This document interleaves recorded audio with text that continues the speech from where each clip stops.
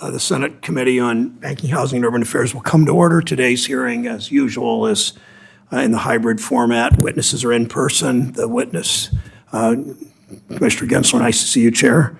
Our witnesses the members have the option to appear in person or virtually. Welcome back, Chair Gensler, to this committee. Workers and their families don't measure the economy by the stock market. Neither should we. It's why in the Senate and in the new Biden administration, we work to create an economy that delivers results for people who get their incomes from a paycheck, not an investment portfolio, raising wages in good-paying jobs and lowering costs. It means fighting the corporate price gouging that so often hurts consumers and the unfair labor practices that so often hurt workers. It means investing in American manufacturing, the workers and farmers who drive it. It means making sure our financial watchdog keeps our economy and our markets stable. At the SEC, that includes going after companies that try to cheat the market. Chair Gensler is doing that very well. It means strengthening corporate disclosures to stay ahead of risks like climate change. It means looking into the practices of private equity and hedge funds as they stretch their tentacles into more and more areas of our economy. It's been an eventful year. This summer, the Senate confirmed President Biden's 2 nominees to the SEC. I know both new commissioners got right to work on the many issues before this agency, and the commission, its dedicated staff, have been busy. Republicans on this committee have bellyached, and I assume will today, about your ambitious agenda. If Wall Street and its allies are complaining, it tells me you're doing your job. You put America's savings first. You focus on transparency and fairness, 2 concepts critical to making sure our markets work for everyone, not just insiders, not just corporate execs. The SEC must continue making enforcement a priority.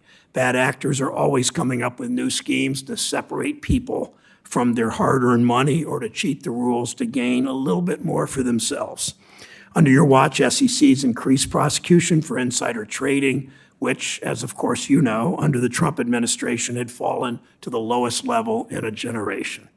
In April, this committee considered a Reed-Menendez bill that would outlaw insider trading in statute. The House has already passed a similar bill. The Senate must.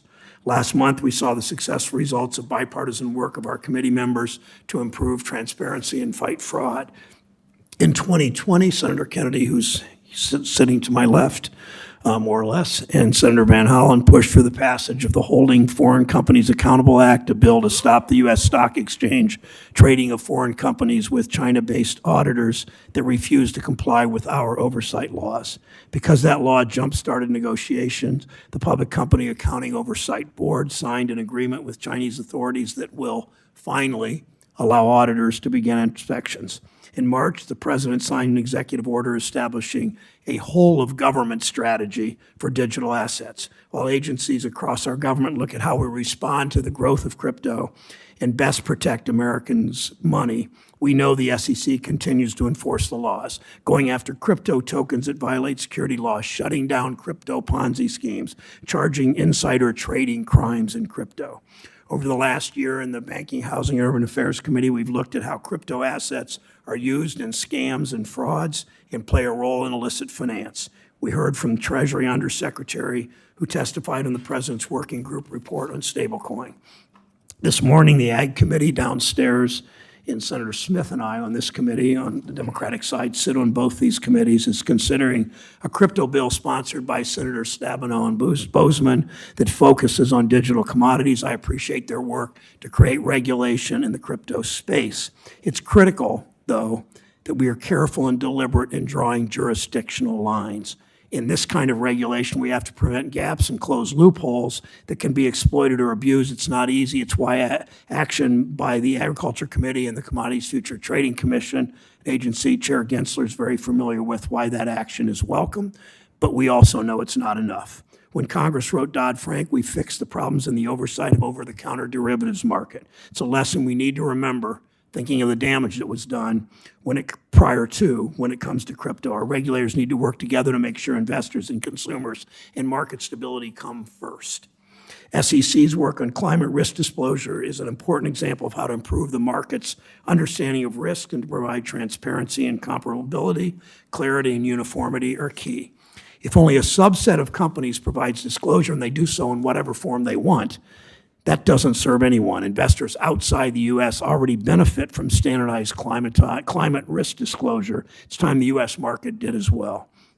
The SEC's recent rule proposal to require more disclosure about corporate stock buybacks will also bring much-needed transparency to the market. Thank you for that. We know stock buybacks are a big problem. They distort the market. They funnel profits to executives at the expense of long-term investment in workers and in innovation. The process allowed for these buybacks has only made them more manipulative. For decades, companies have been able to announce stock buybacks to juice their stock price, but then they only provide details months later on how, when, and even whether they were even completed their plans.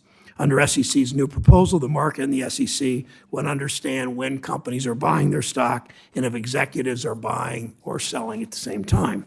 Taken together with unprecedented steps in the Inflation Reduction Act to finally tax these buybacks, and I appreciate Senator Tester and others on this committee supporting that. These are the first real steps we've seen in years to rein in this Wall Street scheme.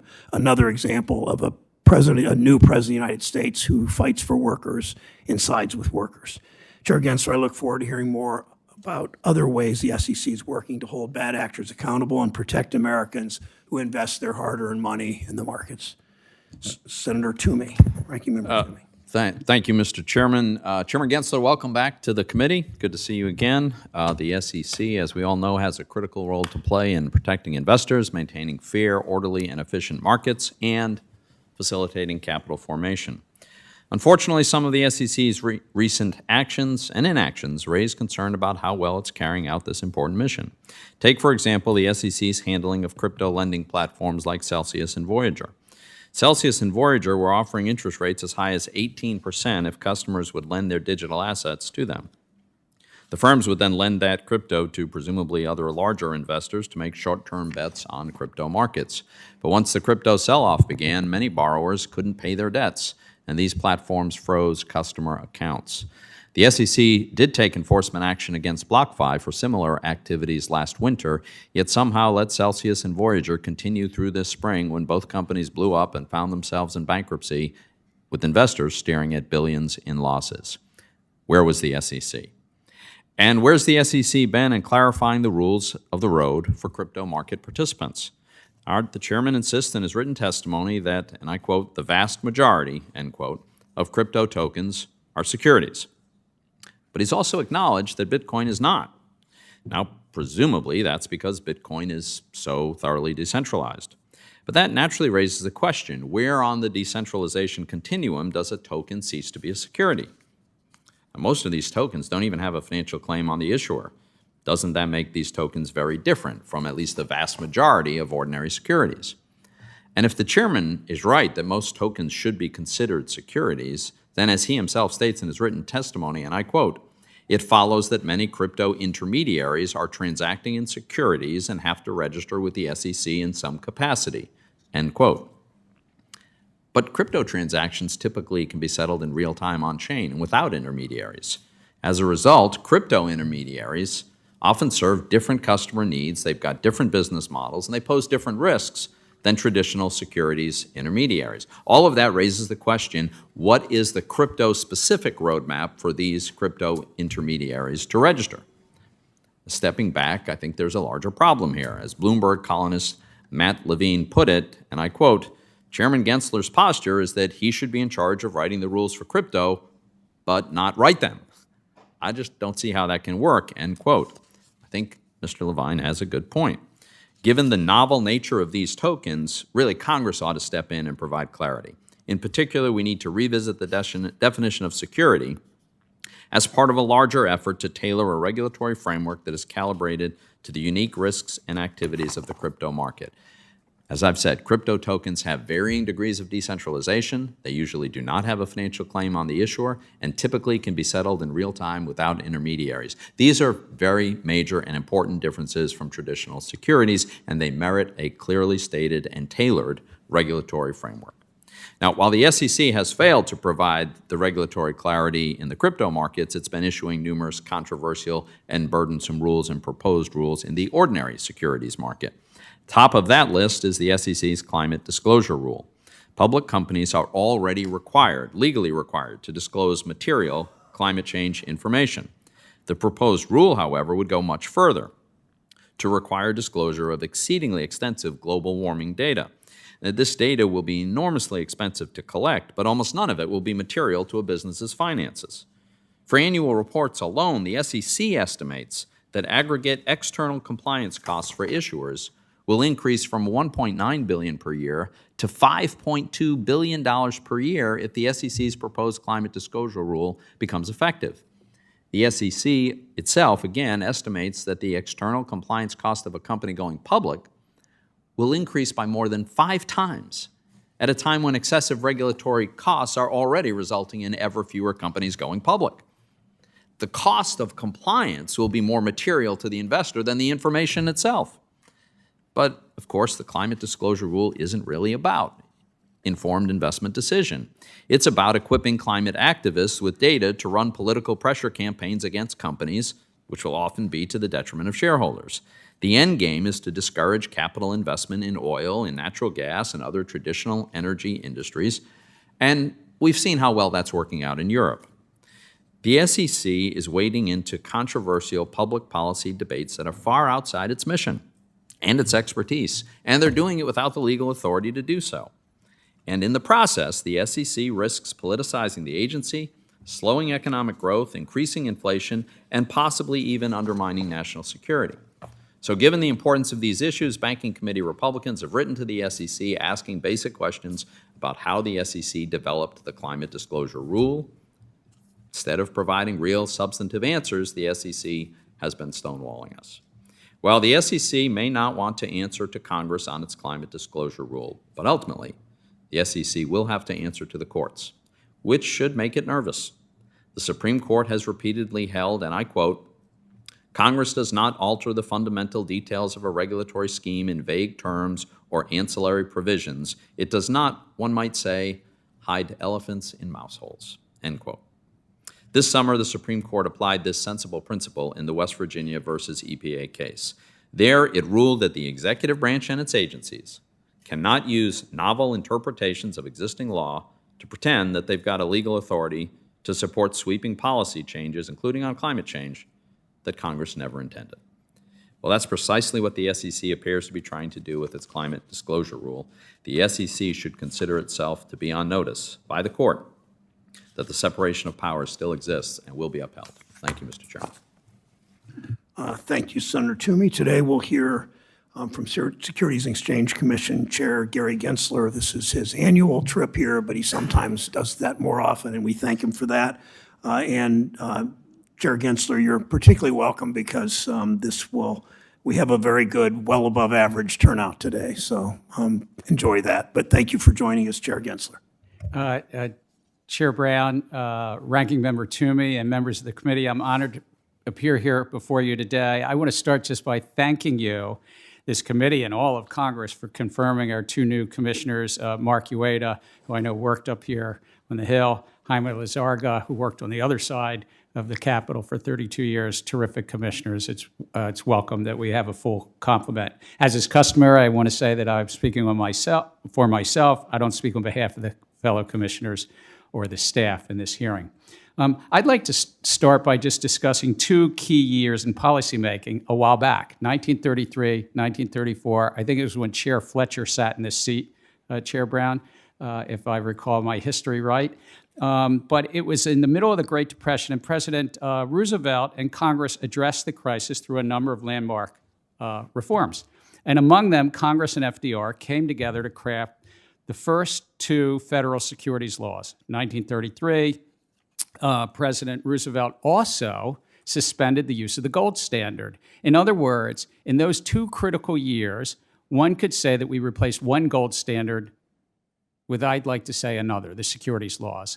I really do believe the core principles of the securities markets have contributed to America's economic success and geopolitical standing. There was a basic bargain in there that investors get to decide on what risks they want to take, but there is a cop on the beat in securities laws where there was full, fair, and truthful disclosure. As we execute our mission to protect investors, maintain fair and orderly efficient markets, and facilitate capital formation, we cannot take the leadership for granted, though. Even gold medalists, especially gold medalists, constantly train to stay ahead of the competition. And I do thank Senator Kennedy and Van Hollen to help us a little bit with this issue with China. We must remain vigilant to opportunities to drive greater efficiency, integrity, resiliency across our remit. First, markets work best when they are efficient. Now, what does that mean? That means that there's competition, there's transparency in the middle of the market. When we lower the cost in the middle, that means issuers have lower cost to raise money and investors get better returns. So we've done a lot, but we have not updated our national market system, our equity system, in 17 years. Imagine if you had in your pocket a phone that was 17 years old. You'd think, oh my God, maybe I should update that phone. Technology moves fast. We're also looking at the efficiency of our Treasury market and, yes, our private funds market.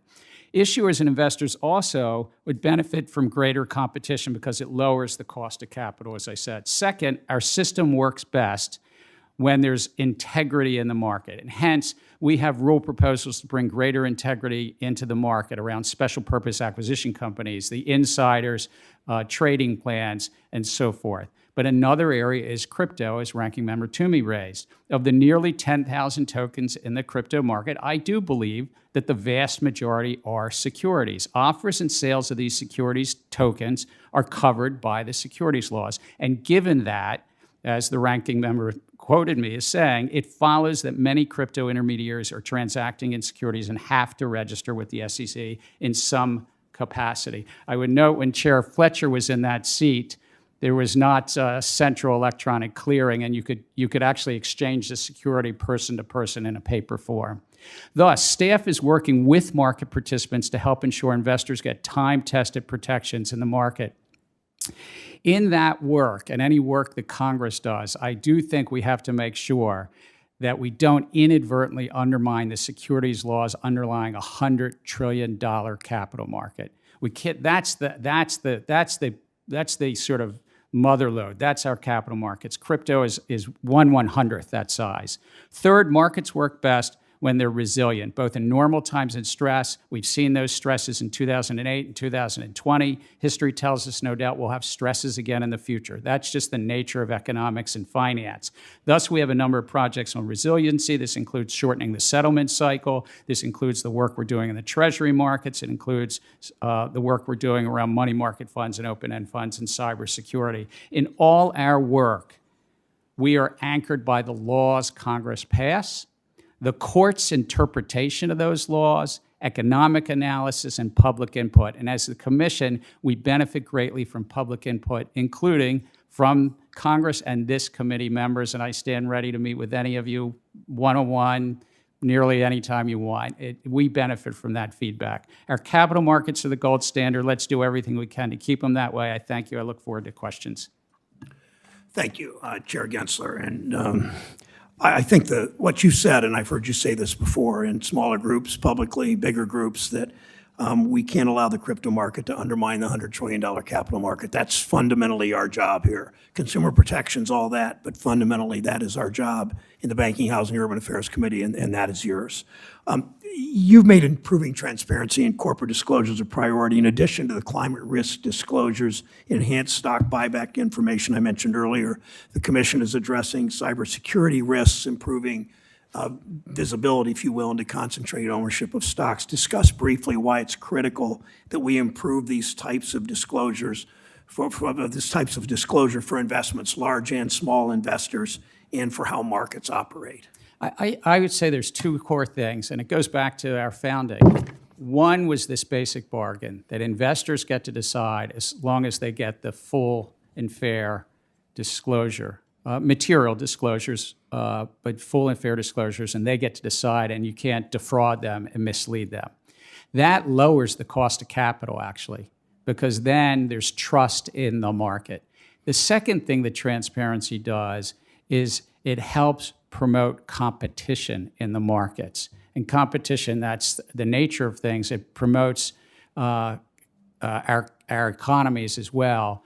And that competition amongst intermediaries, amongst people trying to raise money from the public, and so I'd say those are the two things, not to mention also market integrity. Thank you. I've noticed today, I commented, and Senator Toomey has confirmed this, that we've seen, we will see an unusually high turnout of Republicans for this hearing today. I think that the turnout of Republicans, many of whom against all evidence, many Republican senators, many of whom against all evidence are climate deniers, will, I would assume, ask you questions about that. But let me go with that. On climate risk disclosure, specifically discuss why your agency is what you're proposing is not, quote, making climate policy, but rather how improving disclosure helps all investors. Well, it's because that right now, hundreds of companies and investors representing not trillions, but tens of trillions of dollars of assets under management are in this conversation already. Investors get to decide. We're not a merit regulator. Some people think we might be. We're not. We're a disclosure-based regulator. But investors today want to know about climate risk because it matters to the future path of the performance, financial and other performance. What are customers going to do? What is the supply chain going to do? What might happen around the globe? Because our U.S. issuers are operating in many jurisdictions around the globe. So it really does go back into when I buy or sell a stock or vote a proxy, climate risk matters to those investors. We have a role to help bring some consistency to those disclosures that are already happening. You're clearly saying you are not a merit regulator, but a disclosure regulator is really important here, and I hope my colleagues remember that you said that and think that through as they ask their questions. Let me ask for crypto in the last minute and a half. The crypto markets touch securities and banking and commodities laws. My colleagues developed legislation, as you know, that would give the CFTC jurisdiction over part of the crypto market. Remind us why it's important. I'll ask two questions together so you can take the last minute and a half. Remind us why it's important for financial regulators to coordinate oversight to make sure that gaps or loopholes don't exist. And just would you agree to continue to work with our committee, the CFTC, and the banking regulators to make sure we get this right? I do commit to that. Let me just say, when I say that it's important to protect and ensure that the $100 trillion securities market works, it's because that's the heart of how we price risk in our financial markets and how investors save. And this committee and the House Financial Services Committee oversees that and wrote into law that there was one cop on the beat, one regulator. The definition of security should be, I think, kind of the exclusive remit of these two committees, you know, I'm looking across the aisle, and the agency that you set up. If we end up with that there's multiple federal agencies defining what a security is, and another agency tries to define it, it could undermine what we're doing as to when is a Treasury security a security, when is something else in the equity markets or elsewhere a security. To your question about working together, we work together with the other federal financial regulators. We just yesterday announced something in the Treasury markets that we worked hand in glove with the Treasury and the Federal Reserve. We, with the CFTC, I was honored to chair that agency. I love the agency, the CFTC. I love the SEC. It's like my three daughters. But I do want to say that we worked closely with the CFTC with regard to a recent rule that we put out. And there are many parties in the markets that are dual registrants. We have dual broker-dealer registrants. They're registered with the CFTC and us. So as well on the fund advisory side. If Congress moved forward to give the CFTC greater authority, let's say over Bitcoin, then we'd, of course, work together. But we've already worked together dually on a number of enforcement actions in the crypto space. Thank you. One brief statement. Your testimony mentioned the Enforcement Division shrank by 5% over the last 5 years. Yet, despite that, the SEC has pursued new cases in crypto focused on fraud and misconduct for financial professionals in securing emissions of guilt. That doesn't happen often enough. I thank you for doing that. Ranking Member Toomey. Thank you, Mr. Chairman. Chairman Gensler, in your written statement, you acknowledge, as you have in the past, that there are some tokens that are not securities. And I know your view that whether or not a digital asset is a security is a facts and circumstances analysis. I know your view that the SEC has very broad authority. But you've also made it clear in the past that Bitcoin is not a security. Now, some SEC staff have also previously said that Ethereum is not a security. The SEC's Dow report characterizes Ethereum as decentralized. So here's my question briefly, and without getting deep into the weeds on this, and I acknowledge your belief that most tokens have a large degree of central control, but generally speaking, is it fair to say that a significant factor for you in whether or not a digital asset is a security is whether it is centrally controlled or decentralized? Well, I look to the Supreme Court that's often written about this, probably close to a dozen times in 50 years, and it's whether the investing public is anticipating profits, and that includes anticipating profits from appreciation as well as from, as you mentioned, rights, based upon a common enterprise, but the efforts of that common enterprise. Right. So I guess another way to put my question, which you haven't answered, is it possible to have a common enterprise if it's something is decentralized? How could I have a common enterprise? I mean, it doesn't isn't centralization necessary to constitute a common enterprise? You could have some things that are quite open, but still have, if the public is anticipating a profit based upon that common enterprise. So I'm being careful with my words here to be accurate as best I can. The common enterprise, are you relying on a group of individuals? And look, these are not laundromat tokens. There is a group of people that are actually... You're not answering my question, though. But so let me try it this way. What is it about Bitcoin that causes you to conclude it is not a security? Well, one is there's no group of individuals in the middle. Right, it's there's decentralized. No group of individuals in the middle. Right. That are basically, and you're not, in essence, the investing public's not betting on somebody in the middle or six people in the middle. So you're choosing not to use the term decentralized, but that's what you're describing. It is the decentralized nature of Bitcoin, I think, is really what you're getting at. Here's my point, and I'm going to run out of time here. But there are a lot of projects, as you know, decentralization and centralization occurs on a continuum, really, I think. And you've acknowledged that there are tokens, plural, that are not securities. I think it's because of this centralization that you come to this conclusion. And my point is, it is not reasonable to fail to provide clarity, to provide the definition of exactly where on this continuum you have a sufficient common enterprise that it qualifies as a security and where you don't. You've said Bitcoin doesn't. Some of your colleagues have said Ethereum doesn't. But a reasonable developer who wants to comply with this doesn't know where that line is drawn. So I think where we might have a difference is there are many factors, and so it's not one spectrum of centralization versus decentralization. What the Supreme Court, and I try to stick to, they're the Supreme Court, and there'll be debates about other laws. I try to stick to what they say, a common enterprise. I think about a group of individuals in the middle. That developer is in the middle, and the investing public's betting on them, counting on them, even if the token might be on 1,000 computers. That's not what the Supreme Court's looking at. It's not about the token being on 1,000 computers. It's just like a group of developers in the middle. But if there is nobody controlling it in the middle, that's what we call decentralized, and that does happen.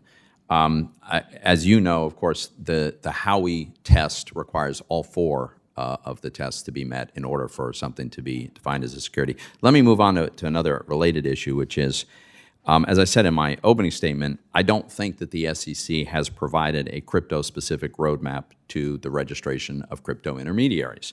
One example of the problem that arises is the SEC's customer protection rule was written in 1972 and doesn't address how a broker-dealer should hold a customer's blockchain private keys, for instance.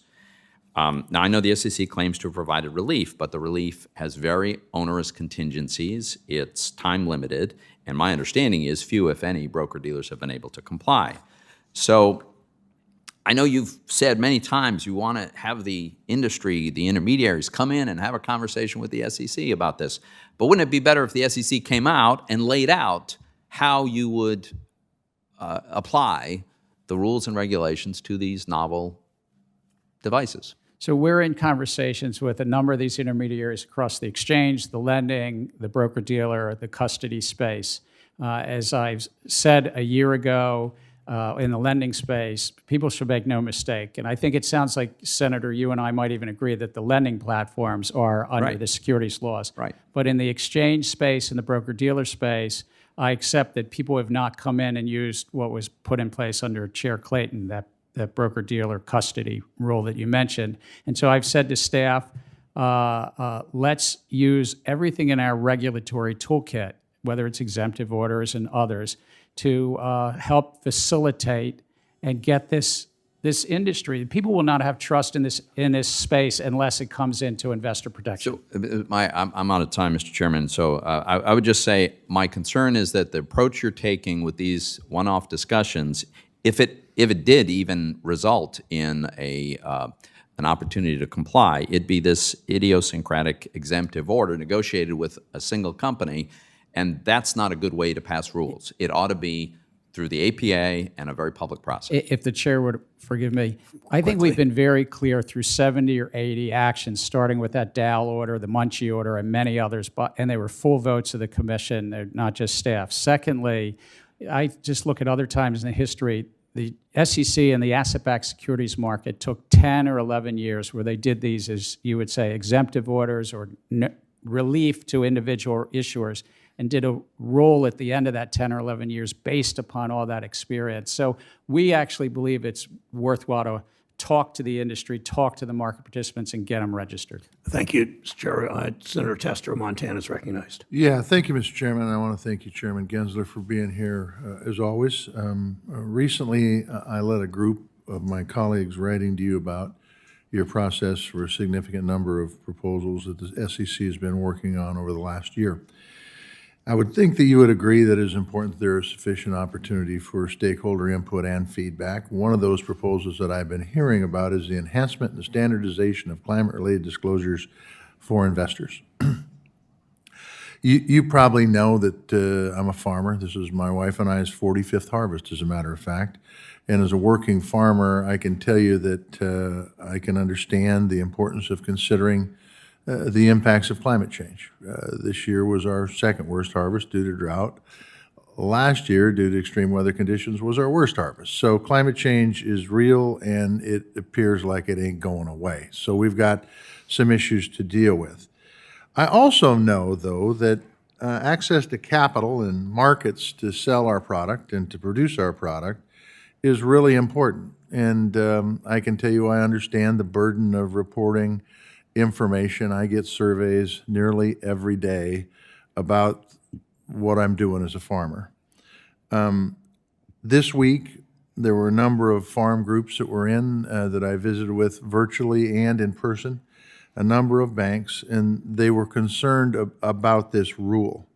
So from an production agriculture standpoint, as you also know, I don't have a lot of options as a farmer. I tell folks when I wake up in the morning and throw a couple hundred gallons of diesel fuel on the tractor, it's not like I've got an electric tractor in the garage that I can use. So I'm pretty well locked into fuel, diesel fuel, carbon-based fuel at this moment in time. So under this rule, what responsibility would folks in production agriculture, specifically Montana farmers, have for disclosing their emissions?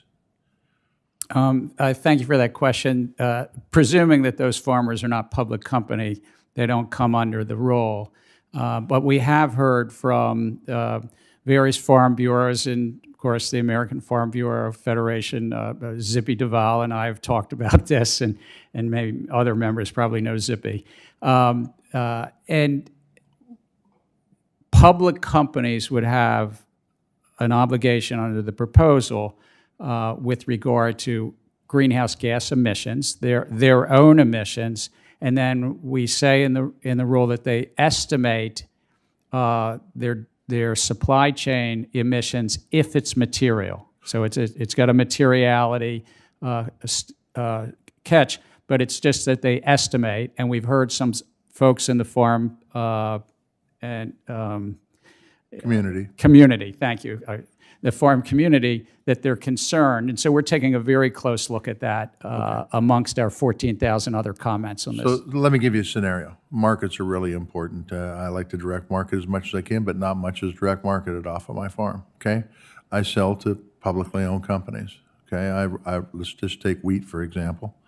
I sell wheat to a publicly owned company, and they start doing their assessment on climate impacts, which I certainly don't have a problem with, by the way. What am I, as a farmer who sold them grain, for example, or you could say cattle, or pick a commodity. If the company says to me, look, if you're going to do business with me, I got to have all this information, what are my recourses? What we put out, and again, we got some very good comments and we're working through this, is that public company you sell to does not have any obligation to ask you specifically. They either need to estimate, or if they don't have an estimate, just discuss how they're managing that scope 3. But I would say this is what the public comment process is about. We've heard from 14,000 other people, but particularly in the farm community, and how we sort of address this to lower the cost, because the intent, Senator, is not that whether it's the farm community or other community, if they're not public companies, they're not under this rule. I've got it, but my concern, as I indicated with my previous statement, is we sell to public companies. I mean, the vast majority of the product that's sold is to a public company. And if the public, and I just bring this to your attention, and I don't want to repeat myself, but if the public company says, hey, we need you, John Tester, T-Bone Farms, to tell us how much fuel you used, how much fertilizer you used, what your inputs were, and all that, it becomes an issue. It becomes an issue, especially for the little guy who's out there running a tractor or fixing that tractor and doesn't have a lot of time to sit in the house behind a computer. And I'll say two things. One is that's not the intent of what we did, particularly how we did it with the safe harbor and only estimates. But two, that's the benefit of public comment. That's why this helps us. And of course, we'll put this hearing in the public record, in our public record as well. Thank you, Chairman. Thank you, Chairman. Thanks, Senator Tester. Senator Tillis from North Carolina is recognized. Thank you, Mr. Chairman. I want to try and fulfill your expectation that some Republicans are going to bellyache during this hearing.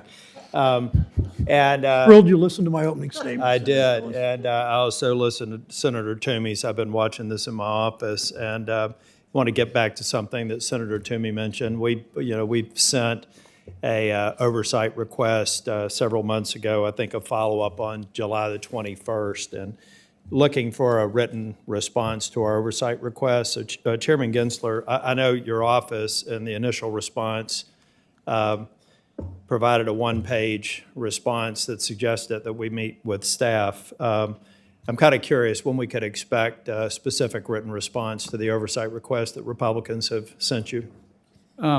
Sir, we do stand ready as staff to meet with your staff to walk through the process that we have on any rule.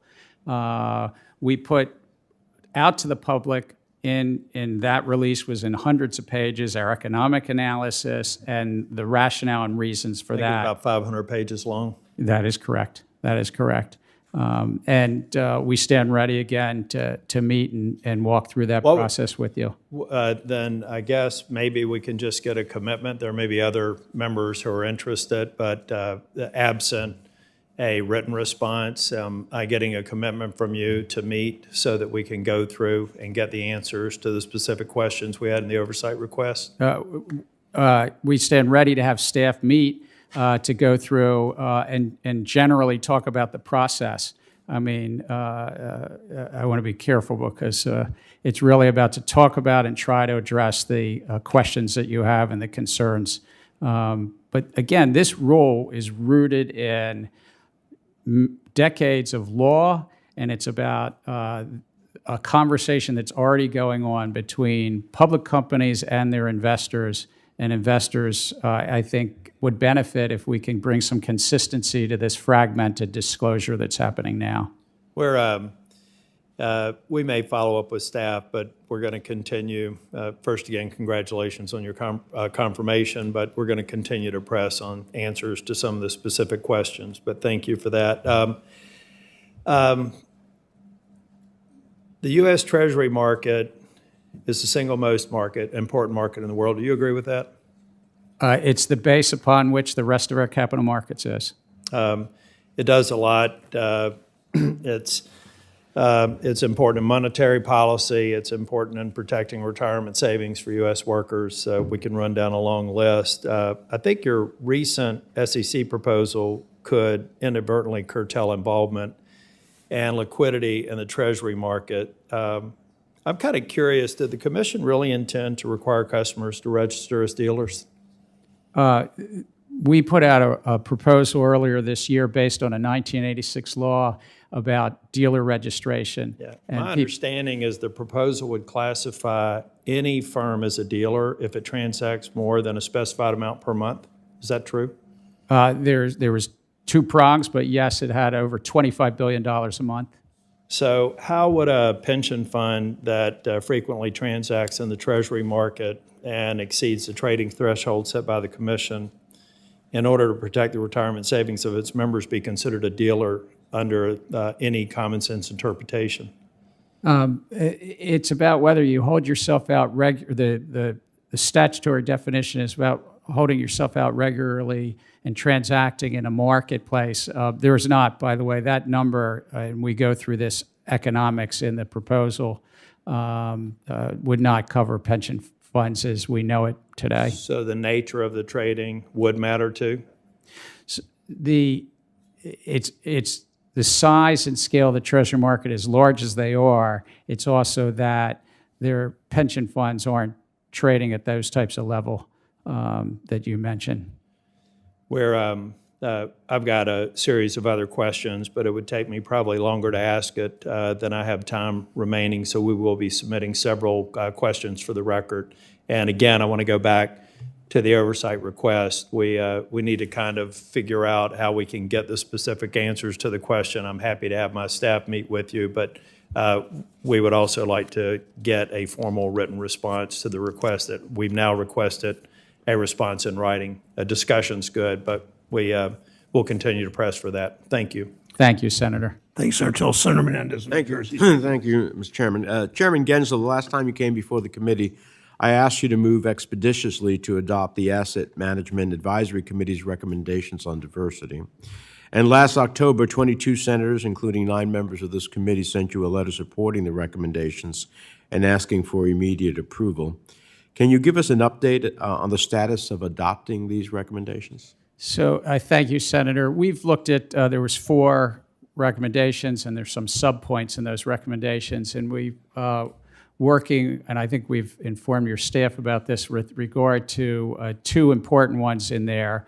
One is a recommendation around guidance, staff guidance on how asset managers are selected and whether their years of service or their assets under management could be need to be taken into consideration or not. And another one is with regard to EEO complaints and how those complaints are shared with other agencies and like. And I think we've made some good progress on those 2. I feel that the staff will probably shortly be putting out that guidance, and we continue to look at the other 2 matters. Well, look, I appreciate that you're giving some of these recommendations serious attention. But at the same time, I must say I'm disappointed. In so many other areas, the SEC under your leadership has taken bold steps to protect consumers, to strengthen oversight of markets, such as your proposed climate risk disclosure rule. However, when presented with AMAC's non-controversial, unanimous recommendations that would promote diversity in the asset management field, you haven't been as aggressive. So can you commit to make concrete progress on these recommendations by the end of the year? So, Senator, I take very seriously how important diversity, inclusion equity is important broadly in our society, but to the SEC as an agency. Our senior leadership is probably the most diverse and inclusive that we've ever been as an agency. We continue to lean in to try to make sure that our agency, everybody can bring their best self to work and that we get the benefit of the talent across this great nation. And in terms of policy, it's held up in court right now. But last year, a self-regulatory organization, NASDAQ, put in place a listing requirement with regard to their boards of directors and diversity, and that was their decision, not ours. It predated me, but we approved that. And on these 4 committee recommendations, as I said, I think we've made some pretty good progress on 2 of them. I think that guidance will be out in the near term, and we continue to work on the others. Well, I'd like to highlight one of AMAC's recommendations that I think would be particularly impactful.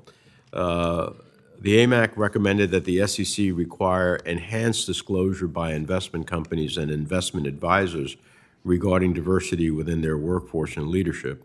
You and I have spoken about the importance of leadership diversity at your confirmation hearing. I just heard your comments now. I think that disclosures about diversity are incredibly important, which is why I introduced the Improving Corporate Governance Through Diversity Act. Do you agree that enhancing diversity disclosures for advisory firms, investment company boards, and consultants would empower investors and fund managers to make more informed decisions?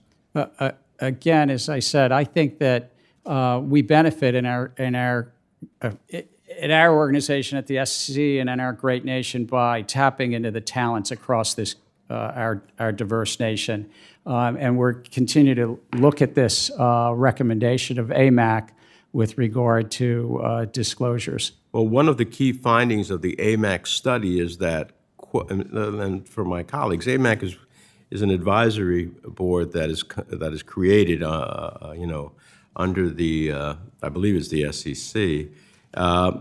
So one of their findings is that, quote, investment performance by diverse asset managers is equal to or greater than the investment performance of firms that lack diversity in ownership and senior leadership, despite differences in size and length of track record. And that's why they recommended that the SEC issue guidance clarifying that fulfillment of fiduciary duty does not require automatic exclusion of asset managers who are new to the industry or do not meet a certain threshold of assets under management. In your view, is it necessary for fiduciaries to automatically exclude newer or smaller asset managers in order to fulfill their duty? Senator, on the guidance, I share that view, I think, that you just said, and I think that's the guidance that the staff is working on to put out. And you're right, the AMAC is a federal advisory committee. It's under the FACA committee laws. Let me close by saying, fundamentally, using the excuse of fiduciary duty to exclude women and minority-led firms runs contrary to the actual data.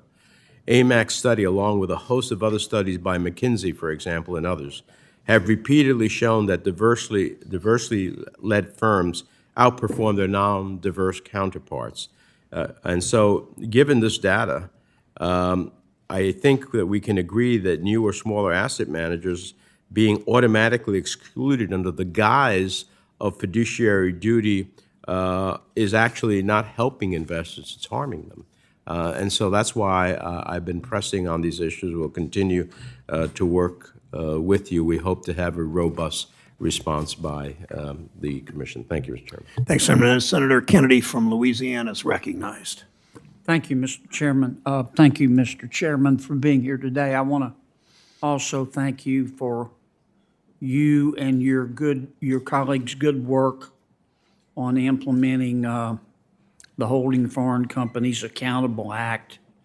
Can you give us a quick overview about where we are? China, I understand, has come to the negotiating table, and you've negotiated a statement of protocol.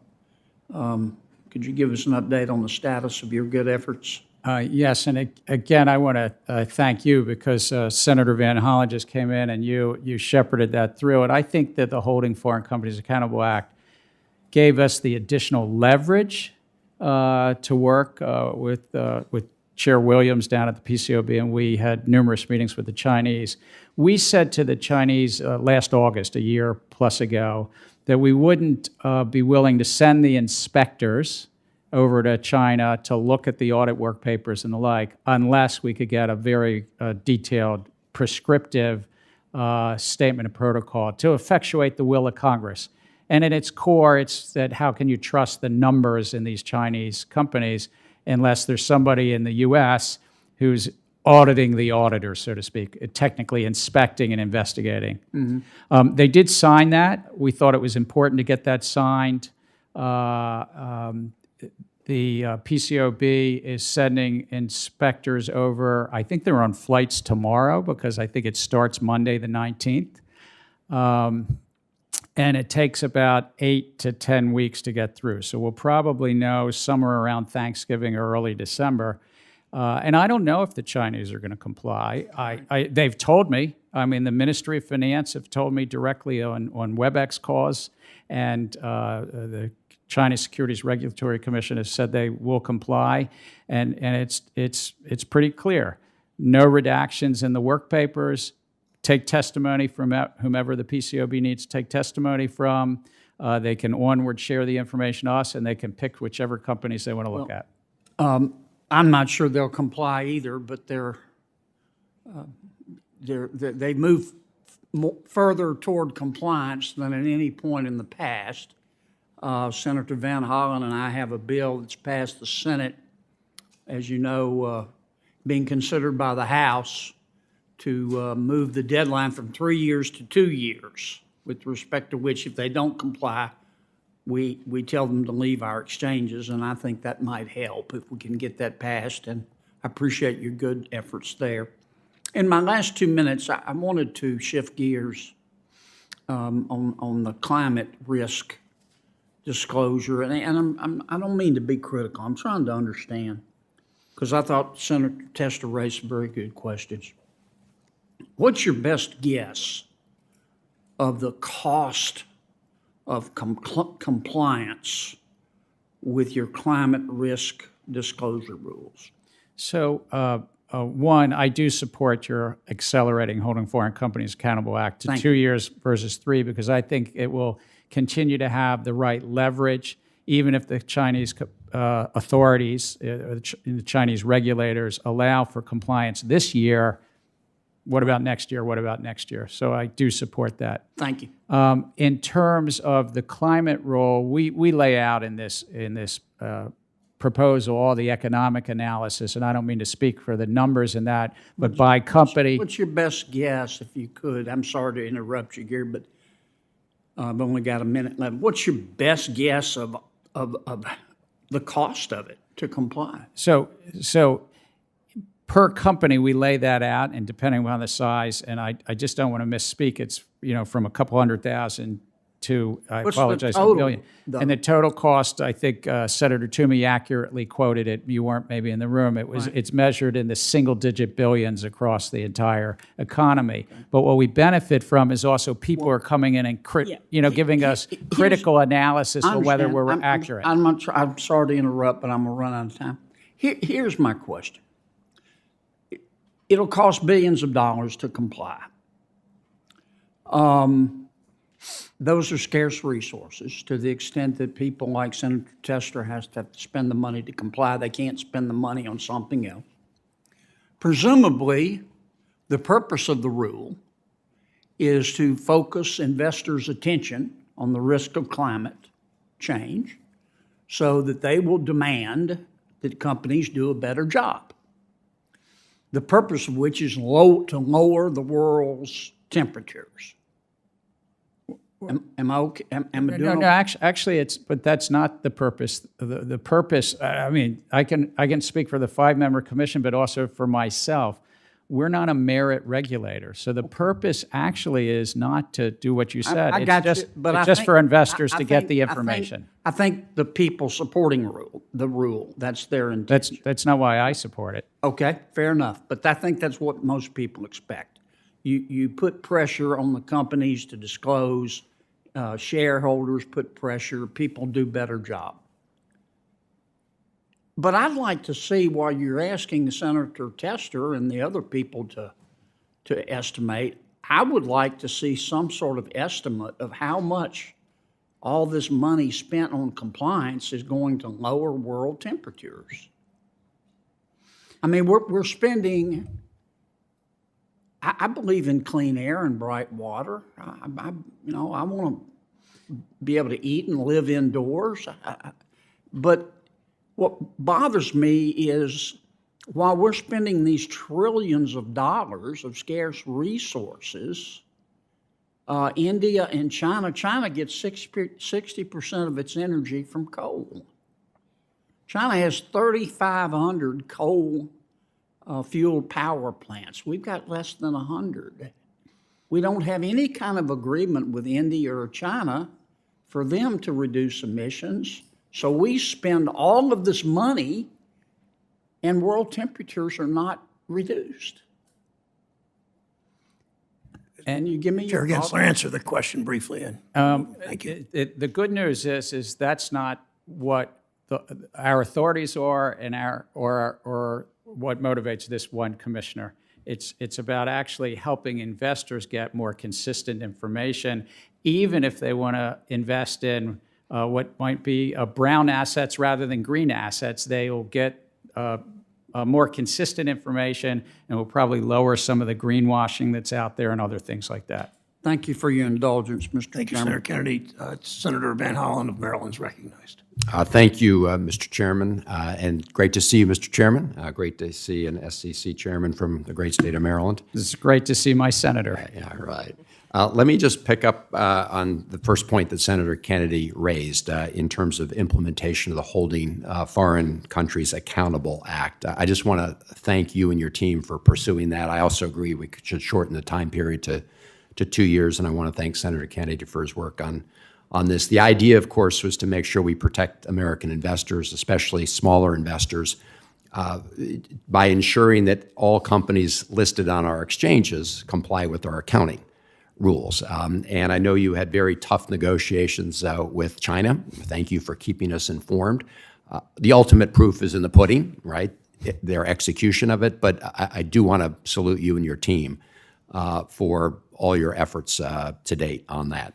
I also want to thank you for moving ahead on a rulemaking to crack down on abuses of 10b5-1 trading plans by insiders. At the beginning of this Congress, Senator Fisher and I introduced legislation directing the SEC to undertake such a rulemaking. You did it, and we are monitoring that carefully. I don't know if you saw the Wall Street Journal article back in June, which I think, along with other studies, revealed clear abuses by insiders in these areas. And of course, when insiders benefit, it means the investors lose. Often, because sometimes these are gamed to take the gains before the overall value of a company decreases stock value. So I want to thank you for that, and we're monitoring that. I also want to thank you and your team for recognizing the real issue of fraudulent scams, security scams, often directed against seniors. These amount to up to $3 billion every year.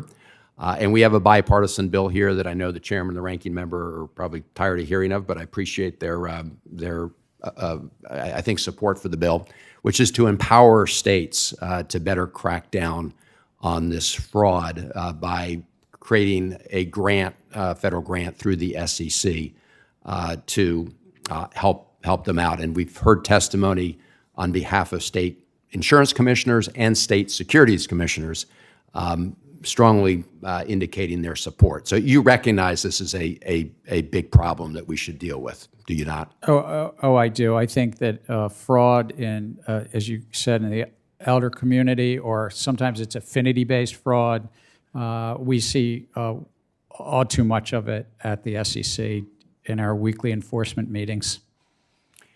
I'm sure you do, and that we want to pass this legislation just to better fortify states to crack down on this kind of fraud. We're working with you on the ticker legislation as well, Senator Scott from Florida and I. I want to ask you about something you and I have spoken about before, which is country-by-country reporting disclosures by big multinational corporations. We're seeing jurisdictions around the world, including the EU and now Australia, move toward increased disclosure requirements for large multinational corporations to disclose the countries in which they book profits and pay taxes as a way to mitigate tax risk to investors. We have a changing international tax environment, and clearly companies that have put a lot of eggs in putting their profits in sketchy tax havens, their investors are at risk. And that's why we believe, as part of providing investors with necessary information, we should provide country-by-country disclosures. I was pleased to see the SEC take steps to protect investors' interest in May by allowing them to put forward a proposal at Amazon's shareholder meeting that would ask the company to disclose its country-by-country reporting. So my question, Mr. Chairman, is in this rapidly changing international cooperation tax landscape, can you look at this question about whether new investor disclosures are needed in this area? So, Senator, I thank you, and we are looking at it, and as I discussed with you when we got together on the phone, the Financial Accounting Standards Board actually has a project, and we sometimes, let them know, and I want to say publicly here, I support the Financial Accounting Standards Board's project around breaking out and disaggregating tax reporting for public companies. I believe that, I don't want to speak for them, but in the next handful of months, they're going to go forward, and it breaks out, I don't think every country, but I think the top, couple of handfuls of countries, and then they'll, sort of promulgate that, get public feedback, and back and forth. But I think that it would be a productive approach to have such disaggregation that FASB is considering right now and has an active project on. Thank you, Mr. Chairman. I may have some questions to submit for the record, but I appreciate it. Thank you. Thanks, Senator Mann. Senator Cortez Masto from Nevada is recognized. Thank you. Chairman Gensler, it's good to see you. Thank Good to you see for you. being here. Let me talk a little bit about crypto regulation. Under your tenure, the SEC has pursued enforcement actions against crypto asset insurers. However, few cases have been brought against the exchanges, and crypto assets are, as we know, traded primarily through the exchanges. The SEC has proposed that intermediaries should be regulated under the Exchange Act. So could you address this? Why should crypto asset intermediaries and exchanges be regulated under the Exchange Act? And if you would, how would investors and market participants benefit from regulating crypto assets under the Exchange Act? So I thank you. It's actually fairly straightforward because of these 10,000 crypto tokens, without prejudging any one of them, I believe that the vast majority are securities because there's somebody in the public is betting on a better future, betting on anticipating profits on a common enterprise, a group of entrepreneurs in the middle. And then given that, these intermediaries that often have 50 or 500 tokens or 150 tokens, they're going to have a bunch of securities on that platform. How does it benefit the public? It's the time-tested protections that these crypto exchanges, we protect against front running and manipulation, and there's transparency. As you go into the New York Stock Exchange or into NASDAQ or the like, this committee's worked on laws long ago. I complimented Chair Fletcher, who was here in 1934 and did it, but long ago for that very reason, the public benefits. Right now, frankly, there's a fair amount of non-compliance. Mm-hmm. And so we're going to continue to try to work with the intermediaries, get them inside and regulated. If need be, use our toolkit, our regulatory toolkit to adjust and facilitate, because there are some differences, as Senator Toomey and I talked about earlier. Would you be able to, through the enforcement, also identify potential money laundering activity?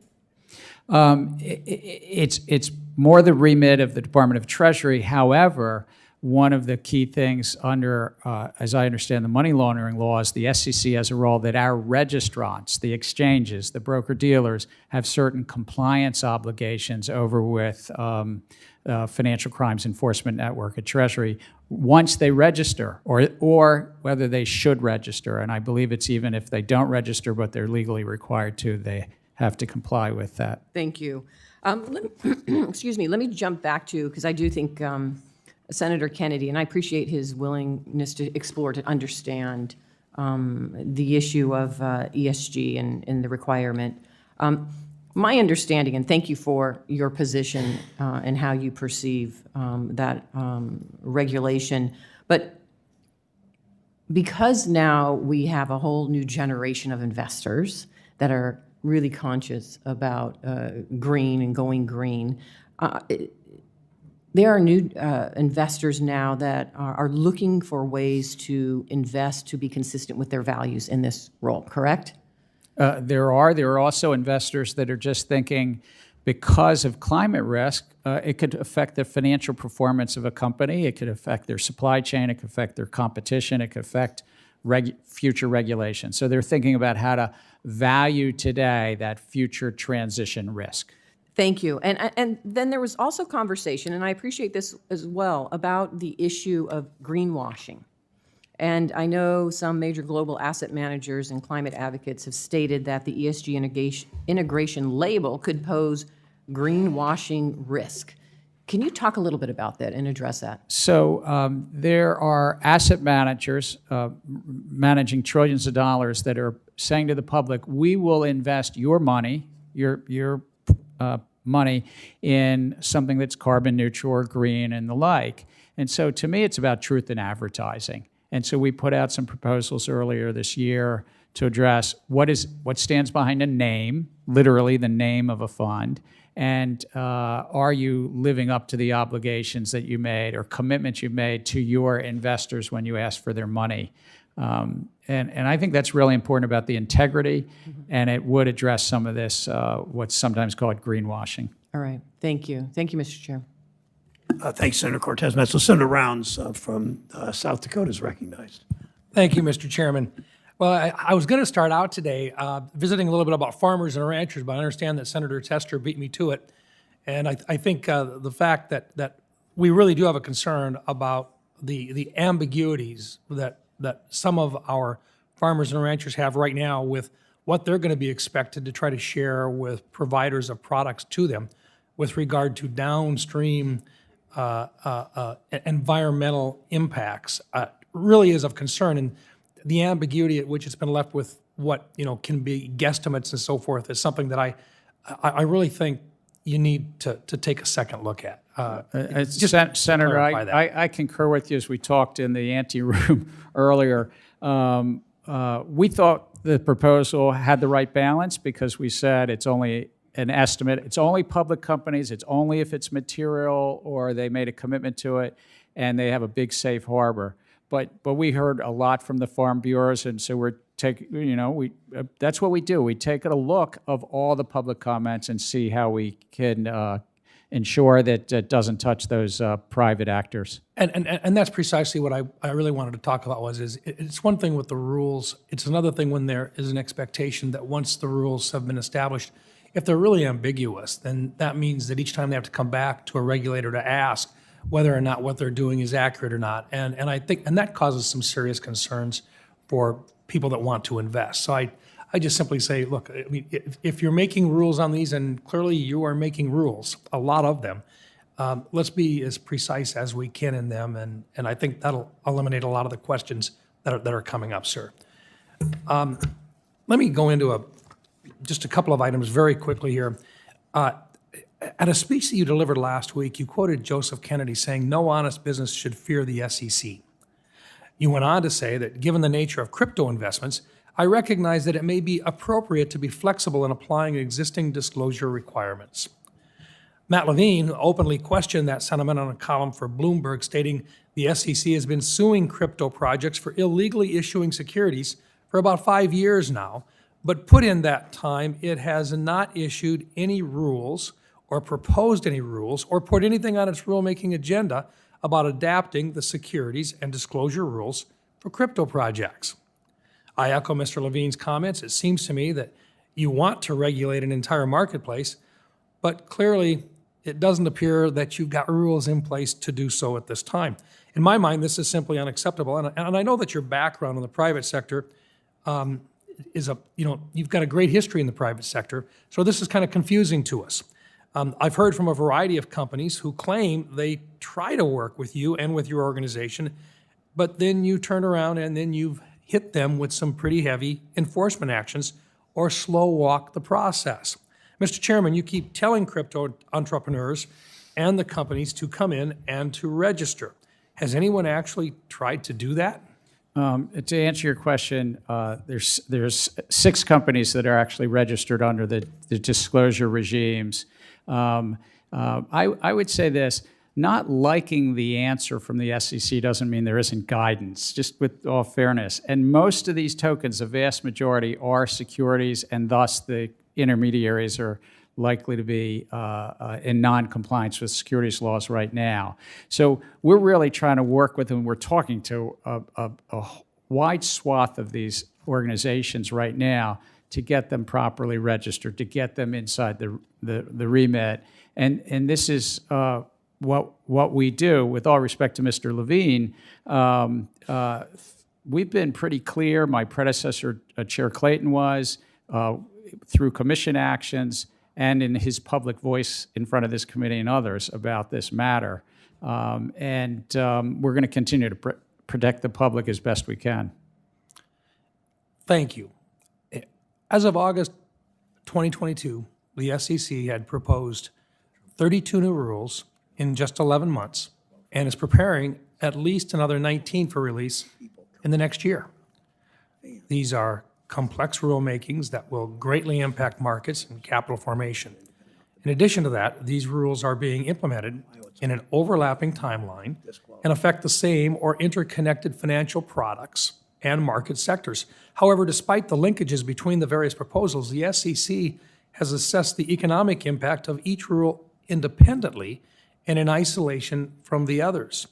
Implementing these proposals simultaneously without consideration of the cumulative and cross-sector effects will most certainly lead to unintended consequences.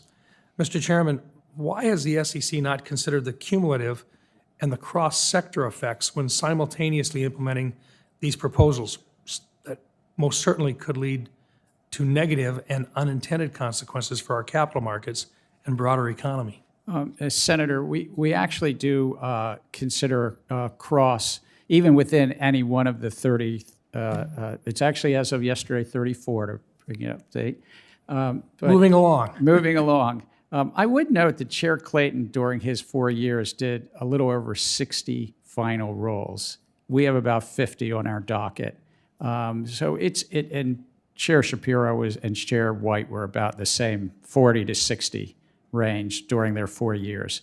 We might have been a little sooner getting them out to proposals. But we do consider those cross issues. I mean, and sometimes we even reopen proposals for that reason, like we did with stock lending and stock buyback. And we reopened because there was this cross consideration. We've done it in some other areas. We're even looking now whether we should do that in some areas and reopen some for that cross consideration. But lastly, I would say we get comment letters after the comment period as well. And we this is over the years, and we do it now. Staff reads them, they put them in. It tends to take us months, sometimes a year to 18 months to finalize a rule after it's proposed. Thank you. I wish we could continue the conversation, but my time has I think you still have my cell phone number, so you can call me anytime, sir. Thank you, Thanks, Mr. Senator Chairman. Rounds. Senator Smith of Minnesota is recognized. Thank you, Chair Brown and Ranking Member. It's interesting, just apropos of Senator Round's comments and questions about crypto. I was not here earlier because I was at the Banking Committee where we were having a conversation about issues. I was at the Ag Committee, pardon me. I know, where am I? See, I'm a little confused. I've been running around. Anyway, I just note that there are a handful of us, you, Senator Brown, and Senator Warnock, and I, that serve on both agriculture and banking, housing, and as the issues of how we should create a regulatory framework for crypto commodities, digital commodities, as well as digital securities. I think we have an important job to do here. Chair Gensler, on the, I want to go to the question of materiality. On securities laws, they are grounded in the concept of materiality. And since we've emerged from the Great Depression, we've acknowledged that investing in the stock market comes with its risks. But investors ought to have information about that they need to be able to prudently evaluate those risks and make good informed decisions. And this is especially important today as more than half of families have investments in the stock market, including their retirement nest eggs. So could you talk to the committee, just broadly speaking, about how climate disclosures for public companies are material information for investors? It's material because, as the Supreme Court says, substantial likelihood a reasonable investor is considering it significant in their mix of information. And right now, it's really remarkable what's happened in the last 10 to 20 years. So many investors are considering it. And why are they considering it? Because there's a future chance of transition risk. They might have to change their operations. Their competitors might change their operations. Laws might change. These companies that are listed here in the U.S. operate around the globe. On average, if you look at the top 500 or 1,000 companies, half their operations are overseas. And so it can affect all that. But it's material because, as the Supreme Court says, because investors get to decide what risk they take, and investors are saying it. In our comment file, if you look at the top 300 or 400 of the investors, the big asset managers, it adds up to $50 trillion of assets under management that have come in, mostly supportive of this. I mean, I know that there's a lot of good discussion about what do we do about the farmers and not getting caught up in Scope 3, and which is a good conversation we've had.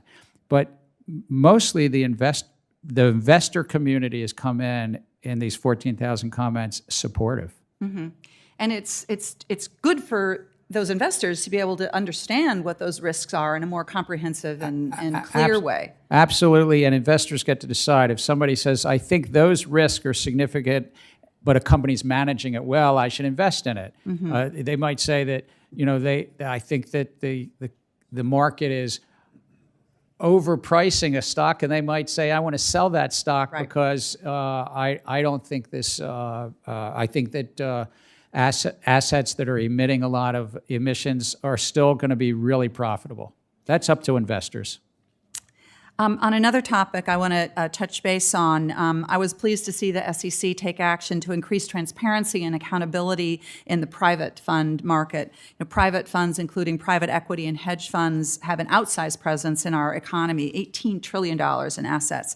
And a substantial portion of that, again, includes retirement savings held in pension plans for teachers and municipal employees and others. And in recent years, individual ownership of private funds has also been on the rise. So, Chair Gensler, can you talk about the recently proposed amendments to Form PF and the private fund advisor rules, and how they would, how they interact with eliminating conflicts of interest issues, protect investors, and protect the integrity of the private fund market? So we've done two sets of rules with regard to private funds. One, to promote greater efficiency. What that means is lowering the cost of this. It's actually grown since that number, about $21 trillion. And they probably take revenues of about $300 billion plus. And that means those teachers, firefighters, those pensioners are getting a little lower potentially return. So it helps them. So we're trying to promote greater efficiency, transparency of fees, performance, and side letters. You mentioned a form called Form PF, Form Private Fund. That is something that was put in place after the 2008 crisis. Congress thought the SEC and our sibling agency, the CFTC, should get more information about these funds with regard to mitigating and monitoring for systemic risk, the big crisis of '08. And we're updating those forms. Thank you. Thank you very much, Mr. Chair. Thank you, Senator Smith. Senator Lummis from Wyoming is recognized. Thank you, Mr. Chairman. Appreciate your holding this hearing on the important work of the SEC. And Chairman Gensler, it's great to see you again. And so I want to dive into a component of the Lummis-Gillibrand bill, which you've had a chance to see, that deals with Section 301 of that bill. I agree with statements you and your predecessor, Jay Clayton, have made that initial coin offerings, where digital assets are sold to investors expecting to profit from the seller's efforts, should be considered investment contracts. Senator Gillibrand and I share your concerns about information gaps that can arise when digital assets are later used and traded by others, and the need to ensure users can make informed decisions in the market. So we believe that it is those that raise the money through an initial sale of digital assets and those that continue to provide essential managerial efforts should be held responsible to provide disclosures to the market, and that innocent secondary purchasers of digital assets that may or may not be aware that they're trading in securities should not be subject to strict liability. So in our act, the Responsible Financial Innovation Act, rather than attempting to impose new, complex, difficult to apply rules on secondary purchasers not involved in fundraising transactions, Section 301 of our bill provides for robust technology-neutral disclosure obligations that would hold responsible those who benefited from that fundraising, not the innocent users of digital assets who have no way of knowing what the sponsor is up to. So my question is this: do you have any thoughts on the need for disclosures in the digital asset markets and Section 301 of our bill? So I thank you for the question. It was good to meet with you and Senator Gillibrand and discuss these as well. I think that the disclosure, as you say, is key. We even recently we're setting up a new industry office to help the disclosure in this field in our corporate finance area. I do think that as you say, the innocent purchaser, let's say the public does not have a disclosure obligation when they buy a stock on the New York Stock Exchange, and it's not the public that should have a disclosure obligation if they buy some crypto security token. But the entrepreneurs, the sponsor, the promoter, the entrepreneurs, that's where the disclosure obligation ought to be. And I think we have authorities now to facilitate and actually have a different set of disclosures, just as we have in other fields. We have different disclosures on something called asset-backed securities than we do for equities. But I do think where I might respectfully differ from, I think, what might be in the question is that I think in the secondary market, 5 years after a stock is issued, a stock of a great U.S. company is issued, there's still a disclosure obligation. And I think that's what Congress did. In 1933, passed a law saying you've got to make a disclosure if you raise money from the public, but the Congress knew that wasn't enough. And in 34, they came back and said, you know what, we also have to cover the secondary market in two ways.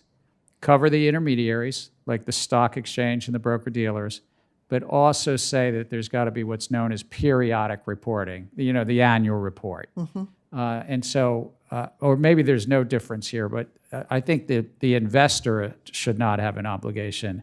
It's the intermediaries, and then it's the common enterprise or the folks in the middle. And are you thinking that disclosure option or obligation would be similar for initial coin offerings under our bill, or should be under our bill, similar disclosure options as were instituted in 1934. I think similar in kind, but probably there's some things, it might be a little bit different list. I mean, there might not be a board of directors and things like that. So I really do think your bill had a list. We might differ on that list. We might have other things to put on that list. But it's not necessarily, as you say, everything that a big multinational company is doing. Okay. Well, I want you to know that Senator Gillibrand and I want to continue to work with you and your staff to make sure that, to the extent that we don't philosophically disagree, that any of those sorts of gaps that you have identified in our bill can be addressed, because I don't see our bill having an avenue to come before this committee or the Congress before the end of the year. But we do intend to have it, to reintroduce it in January. And we want to make sure that between now and January, we've worked with you and your staff to make sure that we can address items that we can mutually agree need to be in the bill. I look forward to that, and particularly, as I said earlier, in ways that we can ensure we don't undermine the $100 trillion capital market, the definition of security, the definitions of other things that really are under this committee and stay under this committee. And we've talked about unintended consequences of our bill before with you. We want to address those unintended consequences. Obviously, you see things that maybe we don't because of your perspective. Mr. Chairman, thank you. Really appreciate your being here today, Mr. Chairman. Thank you, Senator Senator Ossoff from Georgia is recognized. Thank you, Mr. Chairman. And Chairman Gensler, great to see you. Thanks for your service. Thank you for your testimony. Senator Ossoff, good to see you again. I have routinely asked you this question. I've also put this question periodically to Chair Powell and to Secretary Yellen. What do you see as the most significant threats to financial stability? Or to put it another way, what keeps you up at night? You don't want me to say my daughters. Okay. Look, I think in terms of we are living in uncertain times. I don't need to say this, but with the war in Eastern Europe and Ukraine, with central banks around the globe moving from accommodating to tightening, with the remaining, challenges, geopolitical challenges between great nations and also with COVID, and commodity prices. All of that in the mix. What I look at and think about is the relationship between the banking sector and the hedge fund sector and investors, the relationship between the banking sector and commodity traders. That's called a prime brokerage relationship, and those relationships I really do think a lot about. I think about resiliency in the market, and that's why we have about a dozen or 15 projects. In the Treasury market, what we're trying to do, in money market funds and open-end funds, shortening the settlement cycle and the like. I think that if we do our job well at the SEC, we'll build greater resiliency for the stresses that come in the future. And those stresses come because that's what an economy, we always have ups and downs in economies. So we have these longer-term projects, but near-term, it's these issues that I just raised. Let's talk a little bit about the Treasury market. You highlighted that in previous testimony. You issued proposed rulemaking in the last several days. Can you please break down into layperson's terms the nature of concern about illiquidity in Treasury markets and how the actions you're proposing to consider taking would address them? So I would say to the American public, it's a big market. It's a quarter of our entire capital markets, $24 trillion. You can think of it as the base. It's sort of the foundation of our financial house. Everything else is built upon the Treasury market. And what we've found is we've had real disruptions, call them jitters. I hate to say it in the house way. It's like there's some termites somewhere in the foundation every few years. We had them in the 1980s and 1990s, and we had them in the last 6 years. And it puts some pressure on our central bank, the Federal Reserve, that sometimes then opens up and provides, using its balance sheet, liquidity to the marketplace, sort of as a lender of last resort. I think that we can lower the risk in that marketplace by ensuring that all the dealers, the high-frequency trading dealers, are registered and regulated. Secondly, that where the trading happens, these are trading platforms, are regulated, and some of those aren't.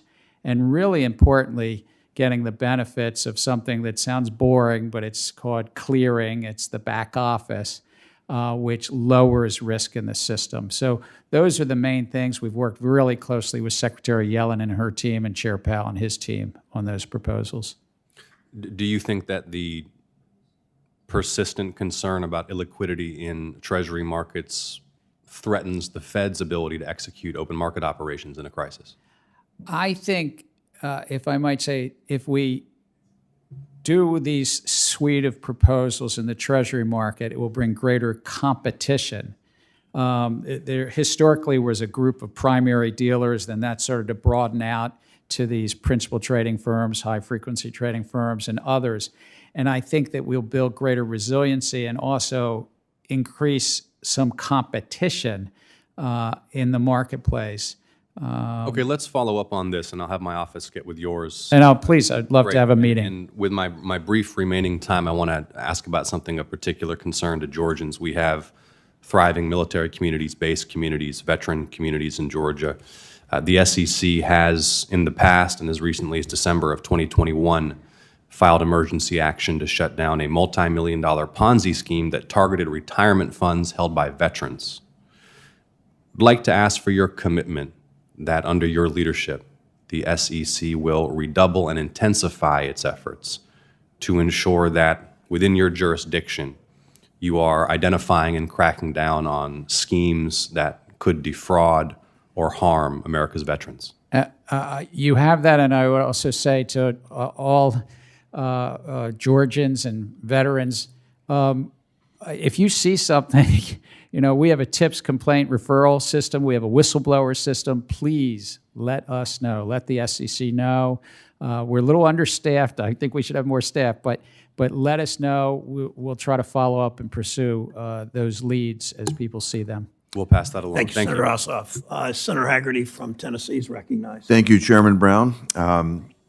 Chair Gensler, I was reviewing your testimony last night, and I was struck by a term that you used as you described the nation's securities laws and regulations. You described them as the gold standard, and I don't believe that's true anymore.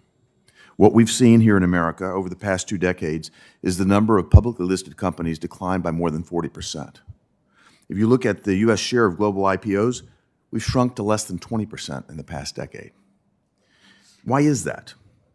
It's because every new regulatory requirement that you impose on public companies adds to the already crippling cost of operating as a public company. So the consequence of all these regulations is to encourage companies to stay private or to look abroad to do their IPO. You've rolled out 32 proposed rules in the past year, including your ESG disclosure rule, which will cost hundreds of millions of dollars a year in compliance cost and has created tremendous uncertainty in the marketplace. This will undoubtedly make matters worse. America had such a big lead in terms of having the world's best capital markets that have allowed business to succeed here and thrive. But it's been in spite of, not because of, this increasingly crushing red tape. More regulation is a recipe for the preeminence of American capital markets to die a slow death. If we continue down this path, there won't be any investors left to protect. American workers, American consumers, and retirees can't afford that. So, Chairman Gensler, under your tenure at the SEC, you've rolled out an unprecedented slate of aggressive rule proposals.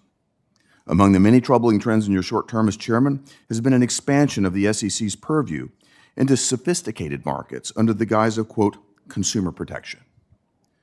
Because not all markets are accessible to retail investors, the SEC has traditionally adopted differentiated levels of paternalism depending on the given market.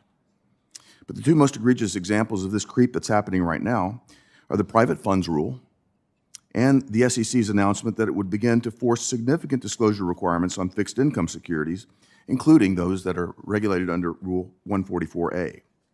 And your staff claims that These new rules will, quote, enhance investor protection. But as you know, the qualified investors that invest in these products are not unsophisticated. They don't need hand-holding in performing their own due diligence. Yet these new rules will pose significant new costs, and they'll act as an impediment to American innovators who need early-stage capital to grow. So my question to you is, do you think that the distinction between large and mostly institutional investors versus mom-and-pop investors is somehow unimportant? Or is there some other motivation that's driving the SEC under your guidance to dedicate so many resources to go after these larger investors, these investors that all of your predecessors, I think, rightly have given a degree of autonomy to? So, Senator, I think that there is a distinction between what's called accredited investors and non-accredited investors. But I do think in the private funds role, if I can address that, this is now a $21 trillion assets under management that the general partners, the asset managers who oppose what we're doing, I understand that. But those asset managers probably collect over $300 billion a year in revenue. And what does that mean? That means the issuers on one side and the investors on the other side have that 300+ billion in the middle. Now, I think that you gave us a responsibility to look to promote competition and efficiency in these markets. You did it in 1976 in law. You did it in 1996 in law twice, that we have that responsibility. So in that proposal, we took a lot of the recommendations from a group of limited partners, state pension funds, state treasurers, and a group called ILPA, and we looked at them and said, how can we promote greater competition through transparency to those investors, those sophisticated investors? Your suggestion is that this is going to lower the cost of investment? This is going to increase the cost with these increased regulatory requirements. Where are you going with this? Yeah, I think that we might have a healthy debate on this, but I think that actually when you've got general partners that are taking $300 billion out of the economy, this will help promote greater competition. Increased regulatory cost promotes greater competition in the sophisticated market. I don't buy that one bit. It's greater transparency to the investors of the fees and performance. These are sophisticated investors, Mr. Chairman. This is damaging to the marketplace. I've been on the other side of the table there. Small companies that need to access capital to grow are going to be deprived of that capital because of this type of overreach. Thanks, Mr. Chairman. Senator Haggerty, Senator Warner from Virginia is recognized. Thank you, Mr. Chairman. And I want to stay on this topic for a moment, not Senator Haggerty's point, but, I do think from a historic basis, as we've talked, and good to see you again, Mr. Chairman, that you are in that range of what your predecessors have done. But I do think, it is an aggressive agenda. And candidly, a lot of it I support. I may disagree with some of my colleagues on the other side. But because you've been moving quickly, one of the things I'd like, and this follows up a little bit on Senator Round's comments, I'd like you to fill in a little more, both on how you make sure that you determine appropriate comment times. And I know in some of these regulations you've extended the comment time. Some of them I do feel have been too short. But I'd like you to also give me a little more specificity about this interaction, not simply in terms of total economic costs, but possible conflict. I'm going to come back and follow up for a moment on cybersecurity areas. But I just would like to get this sense, if all of these regs actually get passed by the Commission, how are you holistically looking at their interoperability? Drill down on that a little bit. No, I think it's a good question. We do it proposal by proposal in the economic analysis. We benefit from the public comment. And I would say we have a long tradition of, regardless of what the comment period is, 60 days or whatever the comment period is, when comments come in after the comment period, the staff considers it, we write it up, we put it in. I mean, if it comes in, not at the one day before we're finalizing it, generally, on average, takes a year and a half to finalize these things. So I encourage people to continue to say if you see that interaction. But secondly, we also occasionally, publicly reopen something. And we did that earlier this year there was a security lending and a stock buyback, and we sort of reopened, and we sort of said, well, those are so closely interrelated, let's do that as well. And again, that's, I get as you're focusing within your purview. Let me give you an area that I've got, I think, two well-intentioned rules, but I worry about conflict. Chairman of the Intelligence Committee, I think the cybersecurity issues in my litany of things that keep me up at night, that's one of the ones. Matter of fact, I'm surprised we've not seen more from Russia in light of the invasion of Ukraine. We worked in a bipartisan way really hard to get a across-the-board mandatory cyber incident reporting legislation through, and trying to find the right timing of when you make that report and making sure that you don't interfere with the criminal investigation. You've got a similar SEC public company requirement, because I do believe a lot of these cyber incidents fall into materiality. But take a few minutes, because I wanted to get to one other quick question after this. Take a moment or two and tell me how you do that potential interaction between something that's outside your purview, this DHS CISA requirement, versus your SEC cybersecurity requirement. It's a very good question, because the securities laws are about those investors understanding a material risk and material events. And so we put out a proposal, as you said, about corporate public companies making cyber disclosure, how they manage cyber risk, and when they have a material incident. It's got to be a material incident, and then report that within 4 days.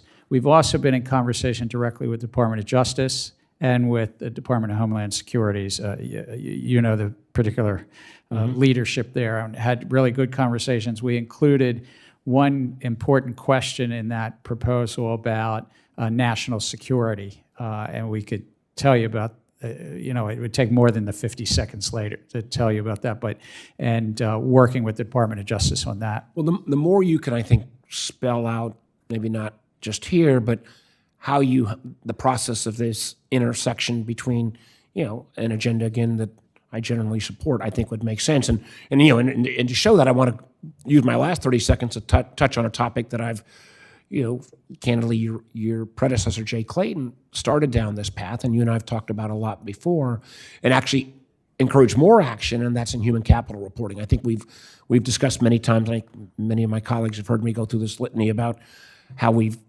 assets on a balance sheet have changed dramatically from tangible assets to intangible. A lot of that's human capital. Chair Brown and I have some disclosure legislation on this. I've been a big advocate of a human capital R&D tax credit.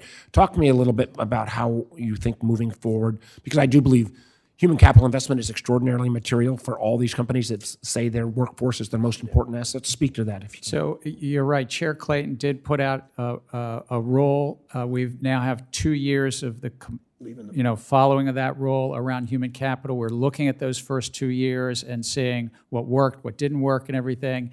But I know this from my days when I was on Wall Street. When you bought or sold a company, there were those 2 or 3 key pages with the key statistics about the workforce, turnover rates, what they got paid, what were the benefits, et cetera, what's the training like, are they unionized? I mean, these were the key things when you buy and sell a company.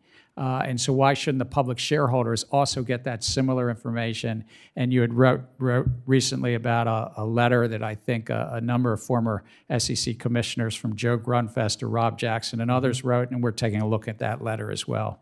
Well, I'd encourage and look forward to working with you on that. Thank you, Mr. Chairman. Thank you, Senator from Virginia. Senator Daines from Montana. Chairman, thank you. Good to see you again, Senator.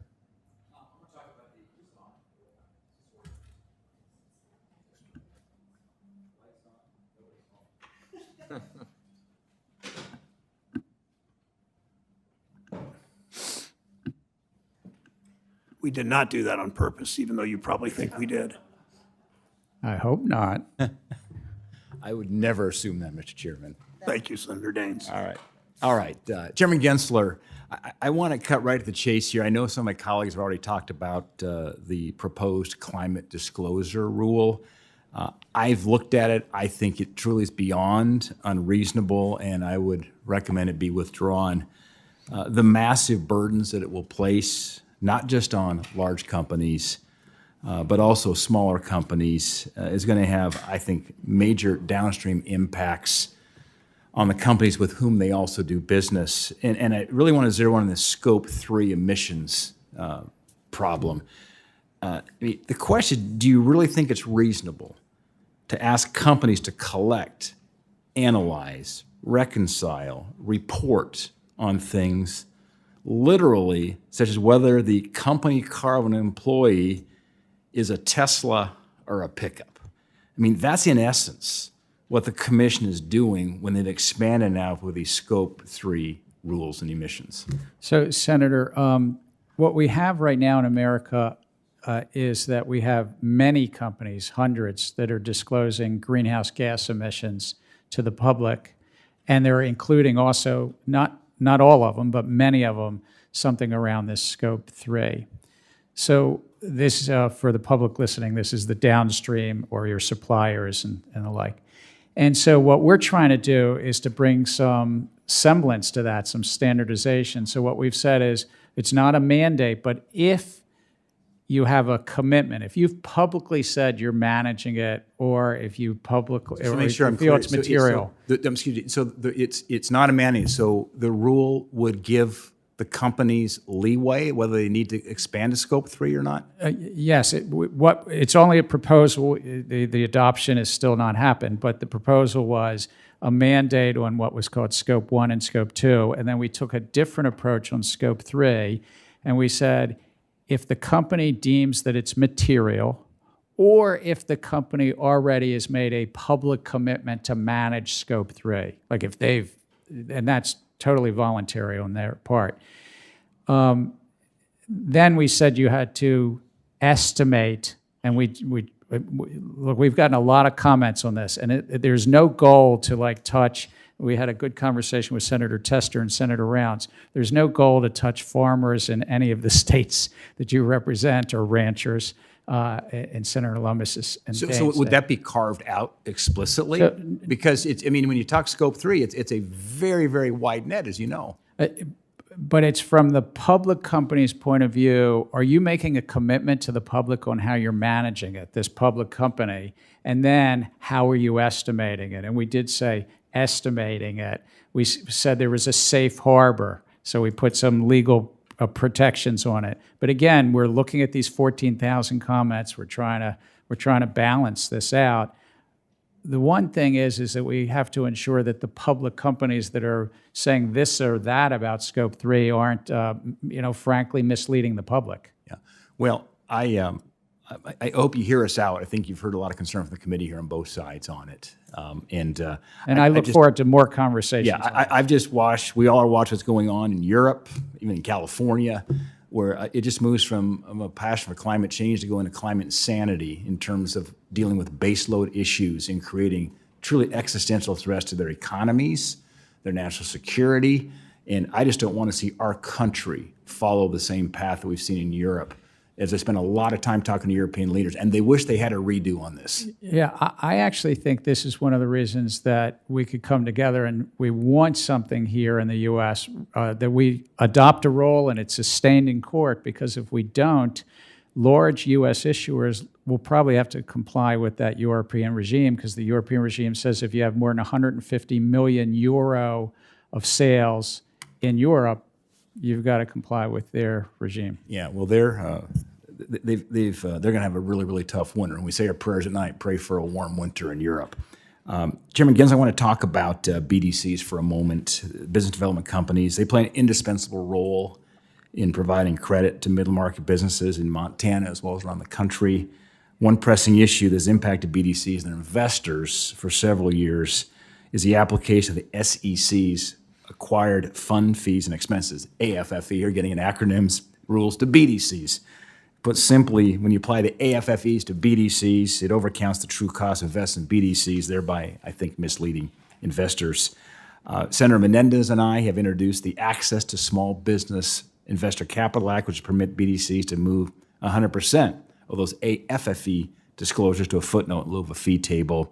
Let me just cut to the chase here on the question. Does the SEC plan to fully address the misleading disclosure that AFFE creates for BDC investors in lieu of the current unworkable rule the SEC has proposed? Would you agree that BDC investors deserve the parity in disclosure with REITs?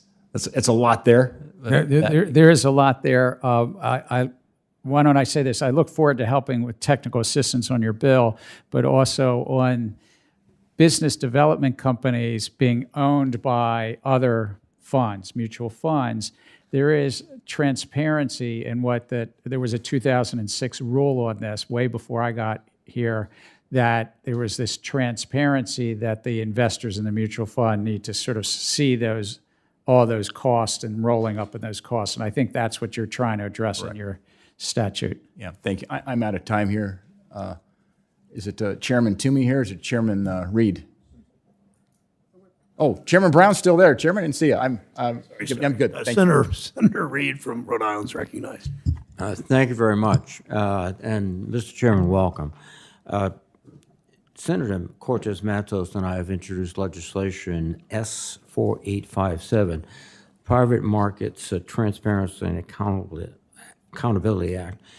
Basically, our legislation would require the nation's largest, most important private companies to register with the SEC, and they would be then subject to appropriate disclosure requirements. And I think it's necessary because we're seeing the decline in public registrations and extraordinary increase in private companies that are controlling in some public companies, some other companies.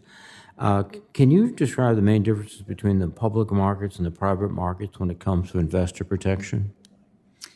We benefit in this country vibrant capital markets, both public markets and private markets. My dad never had a company that would be caught up in your bill, but he had a small business, had 30 employees. And so I think that's been very helpful. But there is a difference in disclosure and a difference in, as you said, investor protection, because Congress gave this agency a remit about those public companies and to protect against that the disclosure's there, that it's truthful, and we protect against fraud and manipulation. That's, of course, different if it's a private company. And not that my dad would have done this, but he was buying and selling the stock with his partners.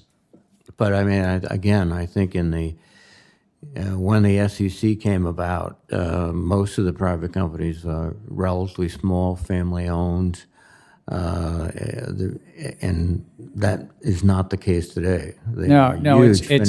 It's estimated by outside public service sources. There's about 1,200 companies in the U.S. that are what they called unicorns, or worth more than $1 billion, and that the total market value is about $4 trillion. And the disclosure and the investor protections for those companies are not at the same level of strength as public companies. It's interesting. It's not under our remit, but the disclosures to the holders or whatever is privately negotiated between the holders and those companies, so it's not at the same level.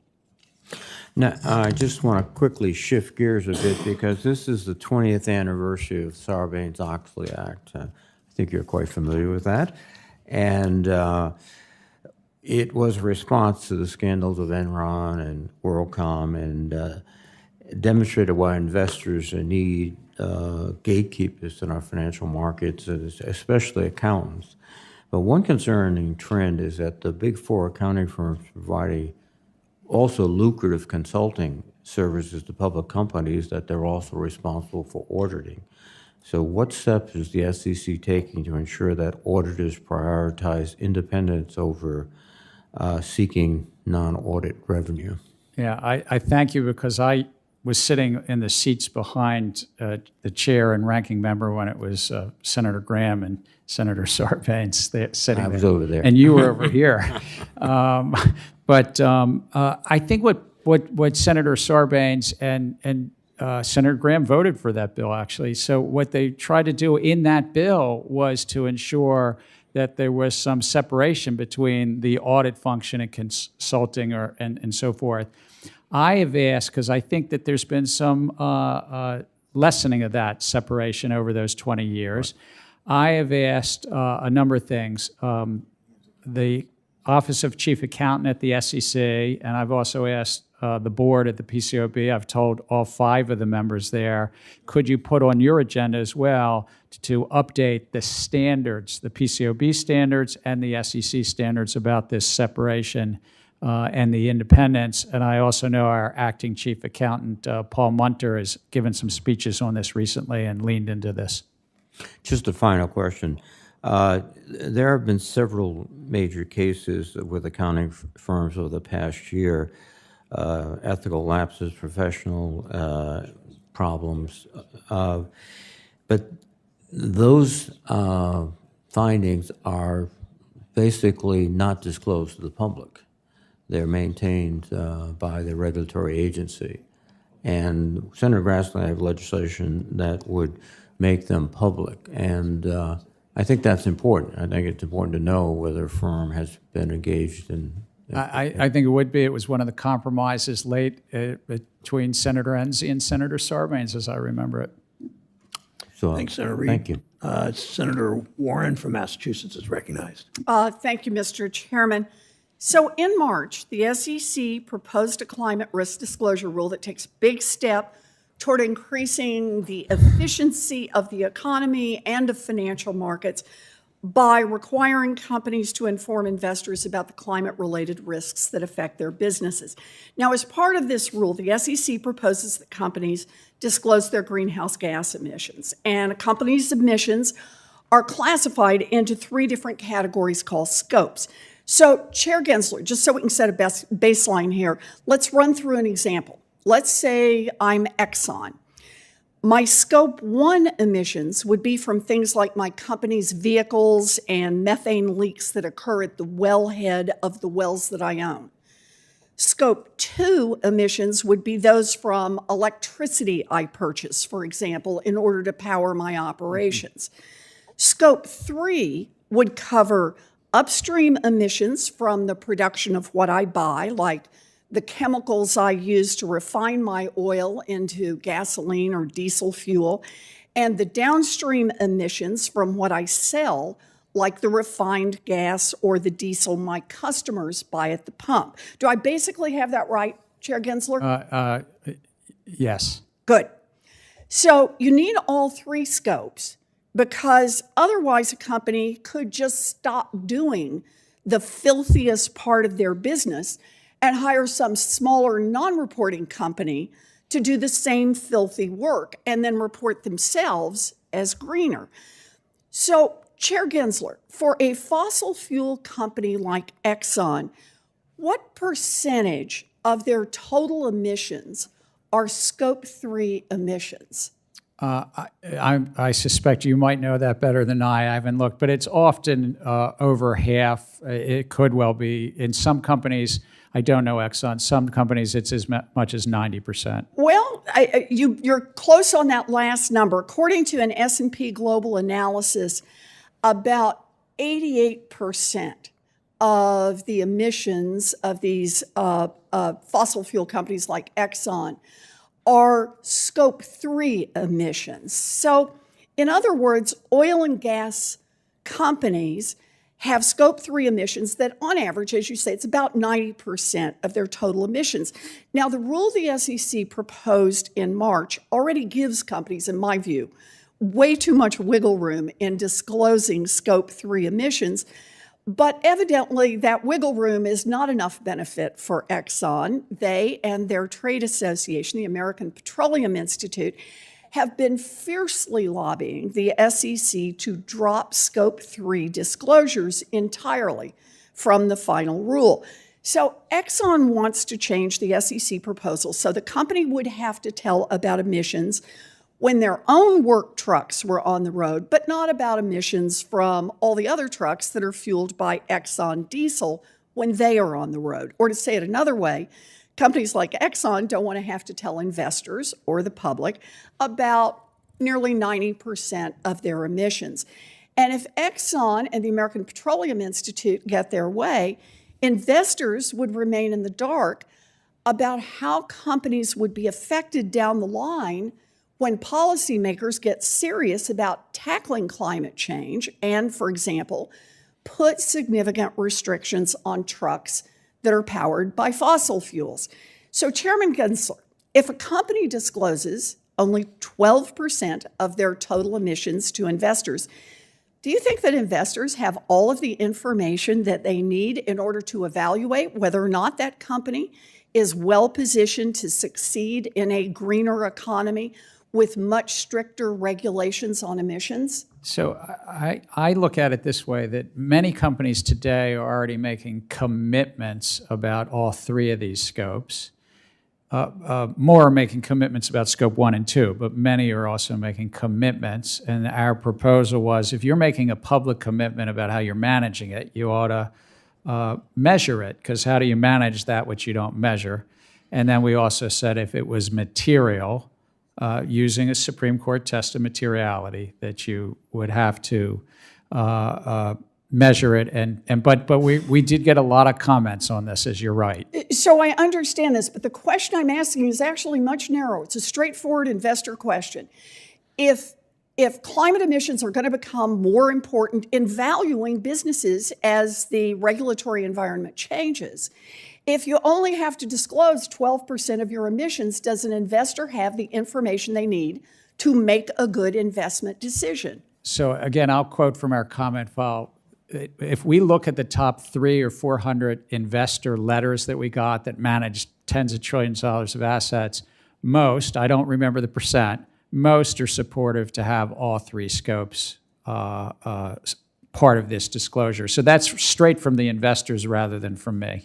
Actually, and I think that's exactly the right point, because for months now, the big banks, the pension funds, and the investment management companies have been asking for this Scope 3 information because it is crucial to making good investment decisions.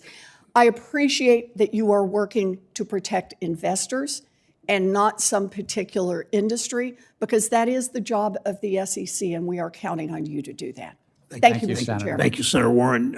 Senator Toomey has the last two questions, couple of questions. Thank you, Mr. Chairman. I've made no secret about my concern that there are people in this administration, in this Congress for that matter, who wish to use financial regulators as the tool by which they will advance a liberal agenda.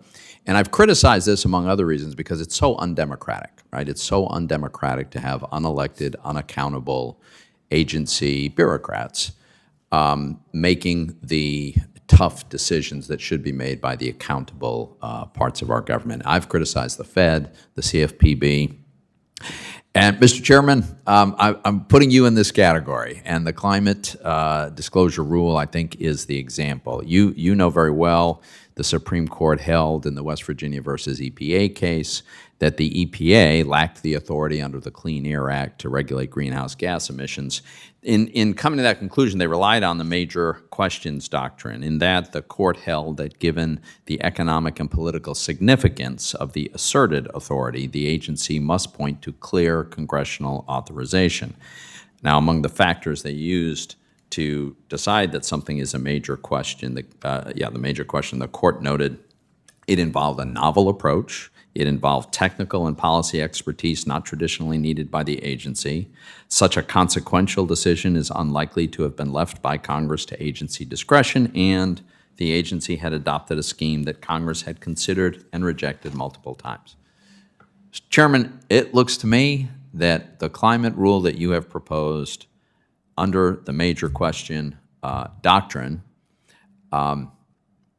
just doesn't have the congressional authority. So my question is, in light of the EPA versus West Virginia case, have you given any consideration to rescinding that rulemaking? Thank you, Senator. We take seriously the courts, and particularly the Supreme Court. And so we're considering 14,000 plus comments in that comment docket. And we're considering it in light of our authorities and the law. I would say most of the comments are supportive. Investors are using this information now, and they want the information. And I think it does fit into our 80 or 90-year history of how we do disclosures, that the disclosures are already being made. And so what I'm just want to finish on is, I think we have a role to ensure that there's not only investor protection, but as the law said, fair dealing, that the actual disclosures are not misleading and the like. Well, as I predicted, I think if you go ahead with something substantively similar to the proposed rule, you're going to find a very unsympathetic court with regard to the authority that you have. Thanks, Senator Toomey. Thank you, Chair Gensler, again, for joining us. For senators who wish to submit questions, for the record, those questions are due 1 week from today, Thursday, September 22nd. Chair Gensler, per our committee rules, we ask you to respond to any questions within 45 days from the day you receive them. Thank you again. The committee is adjourned. Thank you, Chair. Thank you, Ranking Member Toomey.